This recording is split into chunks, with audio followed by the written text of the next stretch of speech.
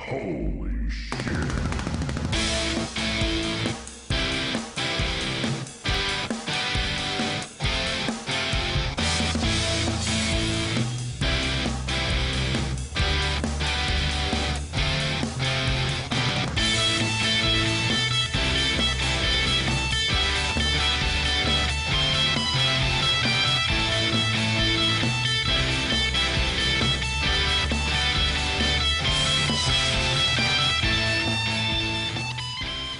Whoa, what the hell was that? Well, that was Raptor. Simply the best side-scrolling shooter from the early 90s. No, seriously, there is nothing from the late 80s or early 90s that can even compare to this game. It has possibly the best soundtrack, the best gameplay, the best graphics. Everything about this game just kicks ass. Except for the story. The story is really weird. The game was originally developed by Cygnus Studios, but it was published by Apogee Games, so most people recognize this as an Apogee game, which made other fantastic games in the 90s. Now the plot goes like this. In the future, as a mercenary flying a super high-tech Raptor, you'll be sent on interplanetary missions to knock off competitors of Megacorp. That's it.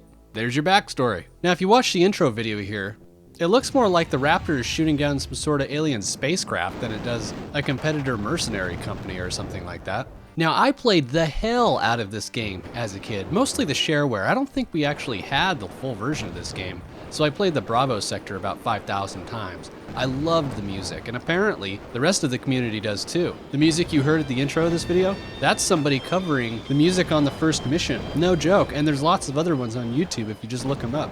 Now, there's two different versions of this game. There's the original one for MS-DOS that was written by the original developer, and then there's a Windows version which is written by the same developer after they changed names, and it's got a few extra features, but it's pretty much the same game. I'm playing the original DOS version here, emulated on Dosbox, and of course, it plays wonderfully. So what is there to say about the gameplay? You've seen games like this. Fundamentally, all these sort of overhead shooters come from the venerable Space Invaders arcade game, only with a lot more bells and whistles. So you have a background which represents the stage that you're on, which slowly scrolls downwards to make it look like the player is flying, and then you've got all these enemies that fly in kind of a scripted sort of pattern. There's not really any AI to speak of. You've got buildings and things on the ground which you can destroy, and you get money for those things. Destroying the enemy aircraft also gets you money. Getting hit by projectiles lowers your shields, and at the very end of the stage there's a boss which has a very basic AI. In a nutshell, it basically points its weapons at you and shoots.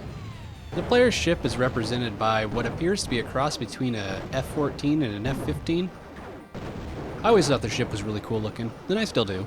At the beginning and end of every stage, there's a little shop that you can go into and buy new shields, new weapons, new missiles, and things like that, which is pretty much essential if you want to get anywhere in the game. The initial set of stages is called Bravo Sector, and all the other sectors are significantly more difficult, with the final sector being nearly impossible to beat. The items that you can purchase are really cool. For example, the missiles that I'm firing here are air-to-air missiles. There's also air-to-ground missiles, which of course do more damage to ground targets, which will yield you more money. And there's all sorts of additions you can make to your airplane. For example, there's auto-tracking turrets you can equip, and there's an item called an ion scanner, which will actually tell you the remaining energy left when you're fighting a boss, which is a cool touch. It seems like for the most part, weapons don't have any ammo. The machine gun and ion cannon seems to have unlimited ammo, but some of the missiles don't. There's about 27 levels, which comes out to about 9 per sector, and there's a pretty decent amount of replay value if you want to keep getting new items and things. Now, overall, this game is fantastic, and a fair amount of that is coming from the nostalgia that I get from playing it and watching it. But even if you've never played this game, it's definitely worth a try. I'd say that both Raptor and Tyran, or however you pronounce it, are the two